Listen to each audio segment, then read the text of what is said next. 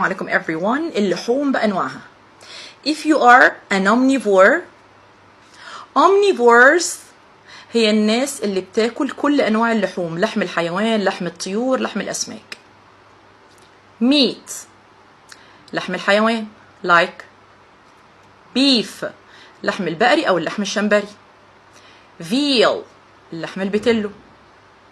mutton or lamb لحم الخروف، اللحم الضاني. pork or ham لحم الخنزير. أما بقى bacon هي special cut من ال pig's leg. I guess it's the upper part of the pig's leg. بيعملوا منها لحم بيقول عليه مقدد اللي هو زي البسطرمة عندنا كده. وطبعا the ethnic and the most popular breakfast في أمريكا bacon and eggs. poultry لحم الطيور. turkey like turkey لحم الرومي أو الديك الرومي. chicken لحم الدجاج. duck لحم البط.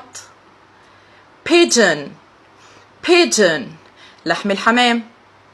quail لحم السمان. في نوع لحم اسمه game meat، دي اللحوم اللي في ناس بتصطادها بيبقوا wild animals not domesticated زي الالك والموس والغزلان، لحم الظبيان والغزلان.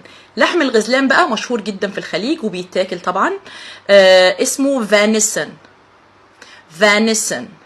اما بقى لحم الانسان اسمه flesh.